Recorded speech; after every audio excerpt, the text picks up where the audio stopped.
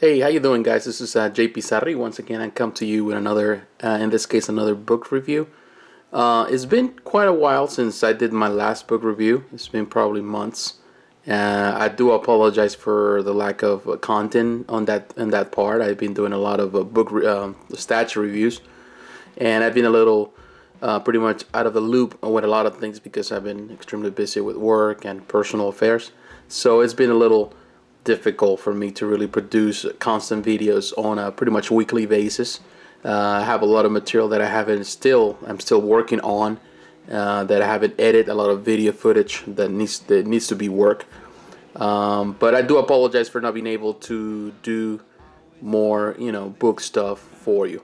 But I'm trying to get into it. I want to be very clear with a lot of people. I know a lot of people have followed me because of the books. I try to cater to everybody as much as I can. Sometimes it's impossible to do it because of the time. And at the same time, I just don't try. I'm not here just to introduce a lot of material. I pretty much like to review things that caught my attention, things that I like, things that I personally find any fascination, and things that I feel that that there's no material out there and needs to be covered. This time I'm trying to do this. This is a very, actually, it's a nice collection.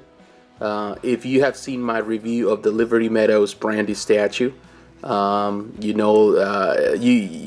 have seen that statue. You know how beautiful it is. There was a lot of questions people were asking about the character. There's a lot of people that do not know the work of Frank Cho through Liberty Meadows. And my intention on that video was to introduce a statue that is actually is under the radar for a lot of people.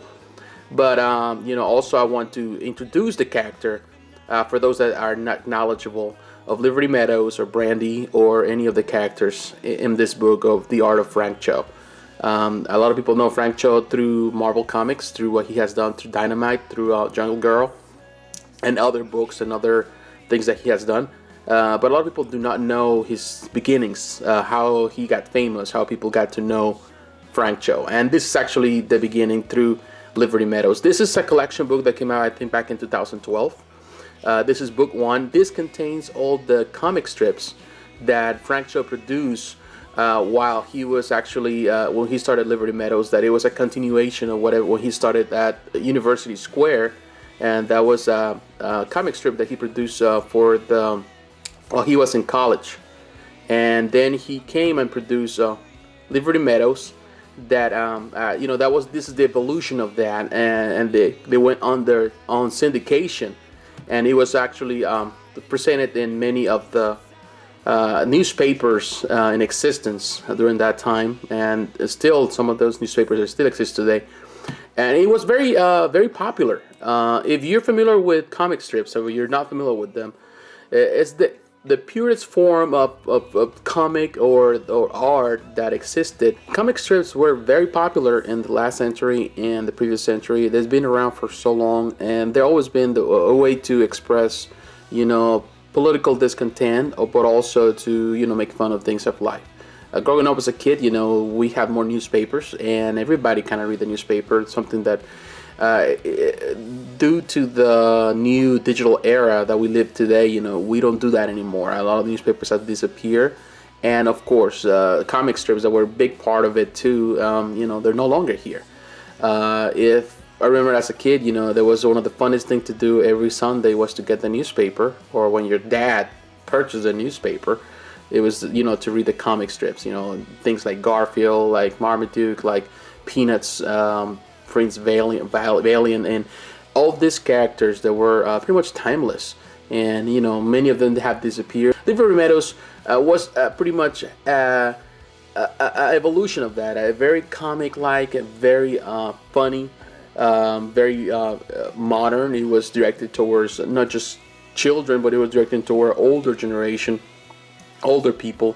Very smart, very funny, and I think it's one of the best comic strips of recent memory. And when it was produced in the newspaper, the only way that you had the access to it was through the newspaper, of course, in black and white. Of course, now, after so many years, then he went out of syndication and he became actually a comic book that was produced by Frank Cho at the beginning, and then it was published through Image Comics. It produced 37 issues. And then it's been pretty much on stand. It's been pretty much, it stopped for a while, since I think back in 2006, 2007. We haven't seen anything from Liberty Meadows, but the project's still there, and it still belongs to Frank Cho.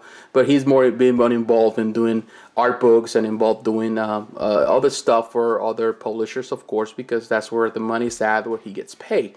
But hopefully we can get Liberty Meadows, more stuff from Frank, and pretty much in the near future. For the time being, the best way to understand and to know Liberty Meadows is to read what started this trend, what started this story. And there is actually 5 years of comic strips contained, pretty much that were created for Liberty Meadows prior to the comic book. This book, book 1, contains the first 3 years. The art here has been remastered, has been expanded, it's recolored, it's much better. It's all contained here, the first 3 years.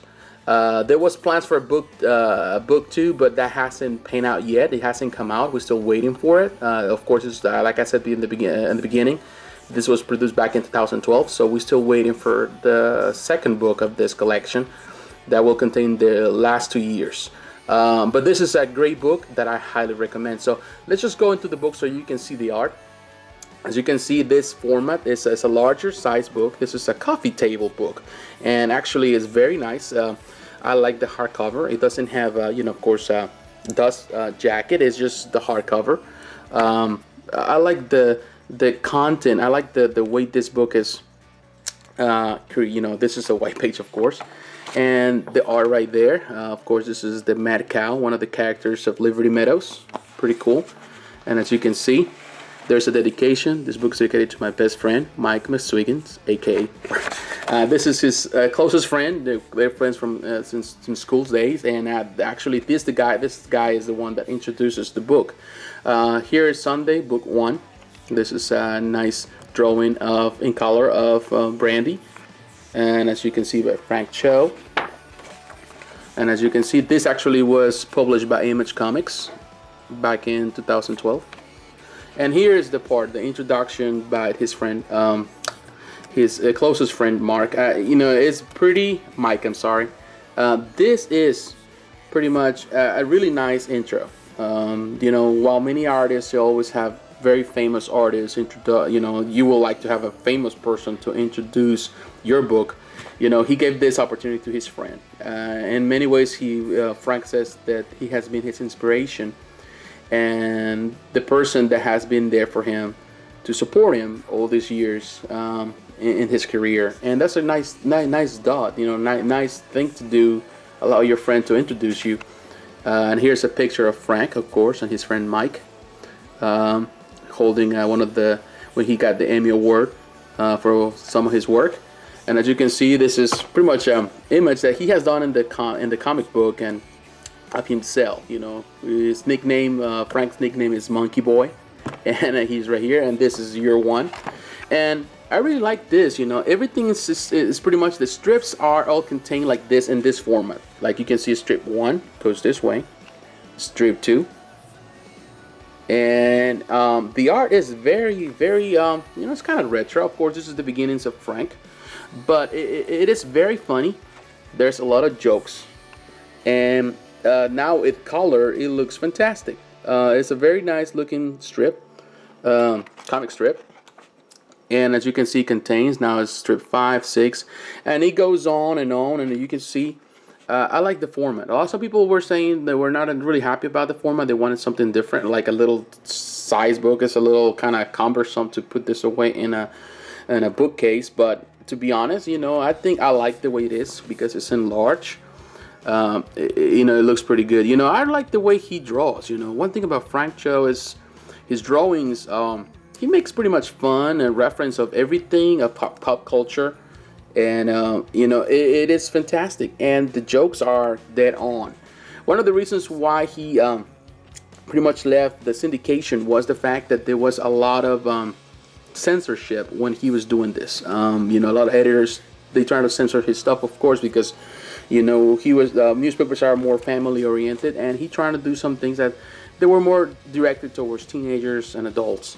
And of course, that is not something that newspapers wants to deal with. With the backlash of this kind of stuff, mainly by some people. So that really was a pressure for him to to come up to something, to really deal with it. It was a lot of pressure for him, and it was hard for him to do it. Finally, he had to remove out of the syndication that was pretty much paying money for him, but didn't allow him to do what he wanted to do.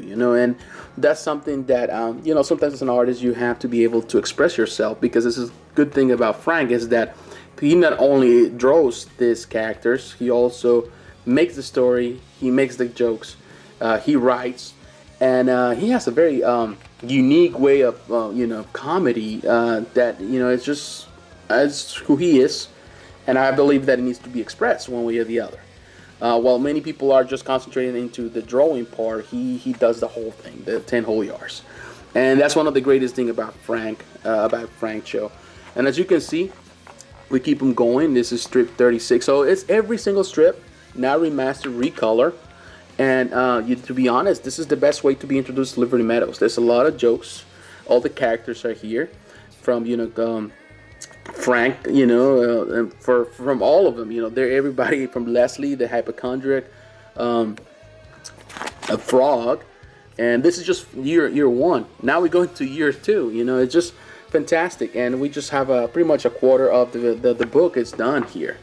Very nice. I really like this. Actually, I have this also in digital media. I read on digital media because it's easier for me to read, because I can carry my books in on my tablet or my phone, and it's easier to read anywhere, or your computer. But having it in this format is very nice, to have it there and to see it. As you can see right there is Ralph. I was kind of forgetting his name, but that's Ralph, the midget circus bear. Very funny. They're friends with Leslie. They're friends. Very cool. This is the mad cow. All these characters, really Liberty Meadows is the story of pretty much a clinic, rehabilitation center for animals that suffer from all kind of illness. This is pretty much, it's just in reference to the society we live in and all the evils and things that we have as people. You can see this is the pig, the chauvinist pig. I kind of forgot his name just now. Dean. That's Dean, and he is just a former, college mascot, and of course, he has all the evils of he's a drinker, he's a smoker, he's a chauvinist. He loves women, so he's dealing with all those issues, but he never really gets over it. All his smoking and all that. He's trying to recover from all of that. Of course, the little midget circus. He's the funniest character. He has a problem that he's always in trouble. He is the funniest. To me, this is the funniest character of all. And of course, the hypochondriac, the frog that he or she, because in reality we don't even know what Leslie is, even though the name is a female name, but also there's a male name. Always claims to be sick of any kind of situation. This is Frank, pretty much the veterinarian in this place, and with him he's always in love with Brandy.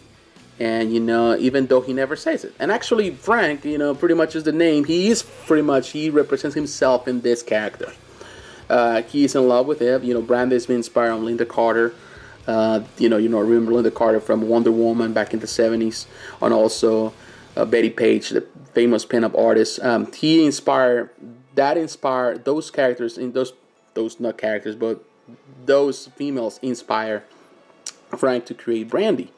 They're the inspiration for the art, and in this case, Frank is in love with Brandy, but never is able to tell her that he's in love with her. That's the funny part, and it plays out in the strip, and then in the comics, it plays out constantly. And you always feel sorry for Frank. You feel like, man, Frank should have valor to one day go and say something to Brandy, but it never happens. But like I was telling you, there's always introductions or presentations or reference to pop culture, in a funny way. Like you can see right there, parodies of life, and the show business and comic art. And I guess instead of Flash Gordon, it says Flush Gordon, and you can see that the art right there. It's just funny, the way he did it. One thing I can say about Frank is this: his art is fantastic. Frank didn't go to school, art school, and that what makes it more amazing. That he grew up in he was born in South Korea. His family moved to the United States back in pretty much back in the 70s. When he was 6 years old. So he's American, all the way through. He has grew up in in America, in pretty much in Maryland. He has lived in Maryland all his life, and that's the reason why Beltsville is pretty much the town where everything happens. Everything he inspired, everything that he took and inspiration from is from pretty much from his hometown. And he came. He loved art. That's something that he has. That was a natural ability that he had. He was able to draw, but trying to please his parents. His parents that trying to please them. He went to college, nursing school, even though his passion was in art. Ultimately, his passion took him back into that ground, and even in college, he was already drawing for the college newspaper. And this is Can the Fish. Then Nobody Can Fish. This is the everybody. This is the funny part. I like it. The way pretty much he beats Dean. It's just funny. The art is funny. So the introduction into the comics. He is one of the best, I would say, artists of recent memory of the last probably 15 years. I think considered one of the best. He has done great things with Marvel. His art also with Dynamite, with Jungle Girl has been fascinating. He's very famous. He's an award winning artist, and as you can see, the reasons why.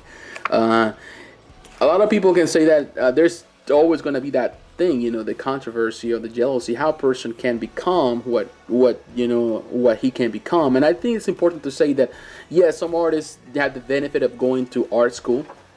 He had a scholarship to go to art school in Maryland, but he declined it because he didn't like the curriculum that was in the college that he was getting that college scholarship. That really tells you a lot about Frank, about his approach. He's pretty much the way he sees comics, the way he approaches comics, the way he does his art.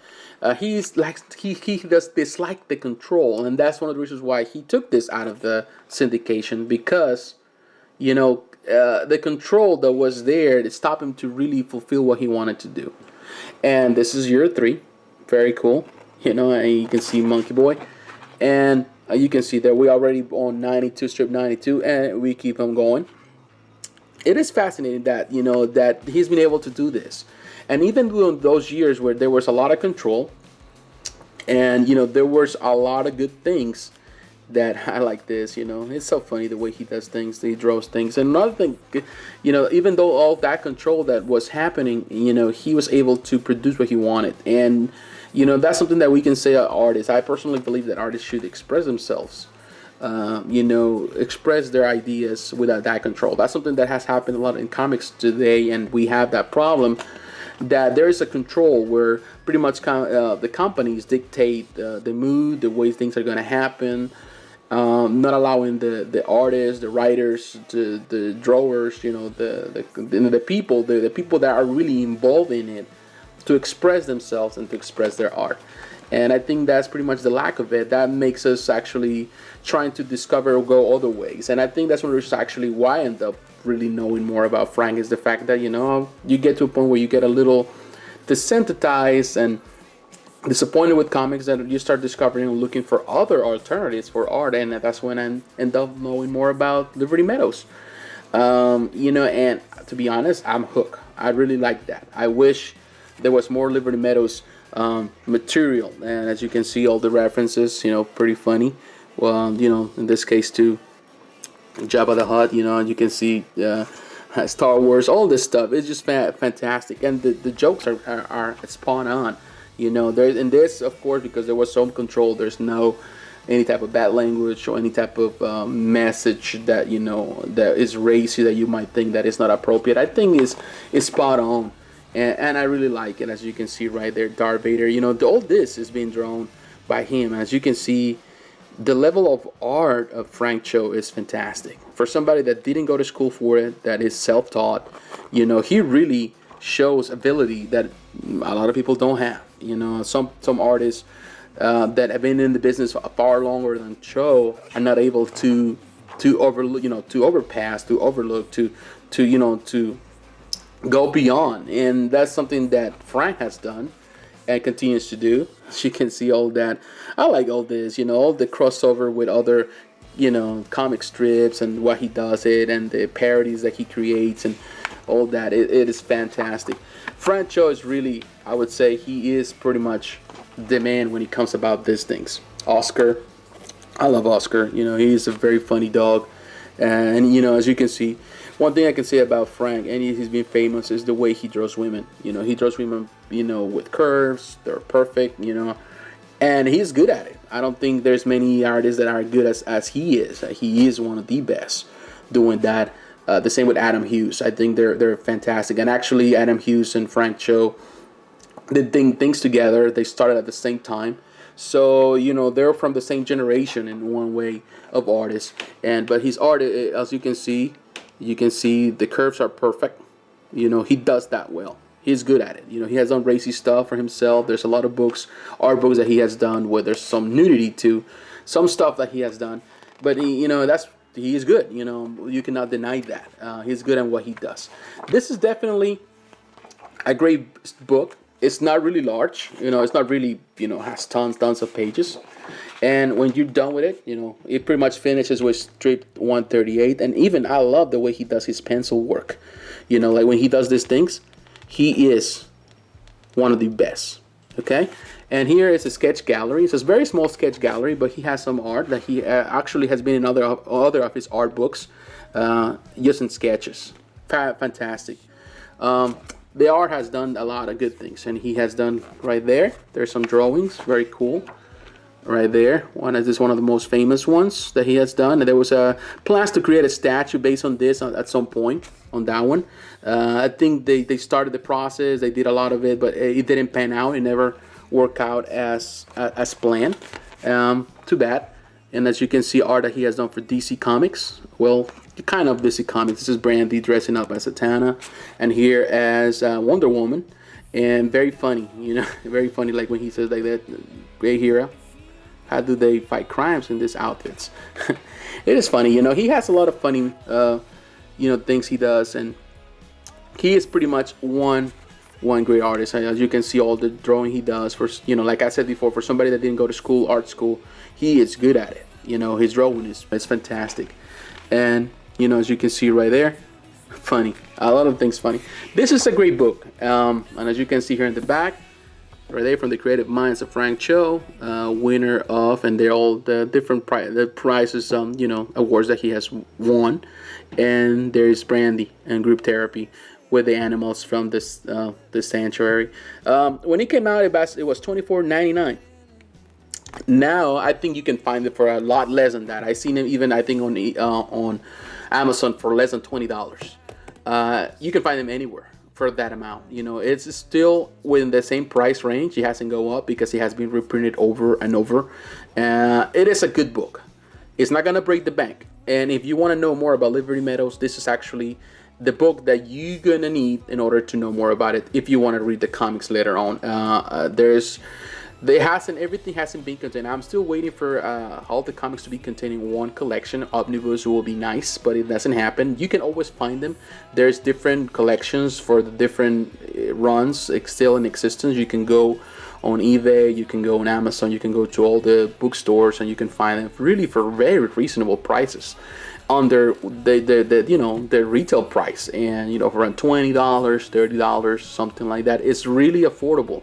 Books are affordable for Frank, and and the art books are great too. He has great art books. I have also some of his art books. Some are a little racy, but they're there and they're great. And it shows the evolution of Frank as an artist over the years, how he started and what he has become now as an artist. A great artist, a great example for artists to improve your art, even though when you're self-taught.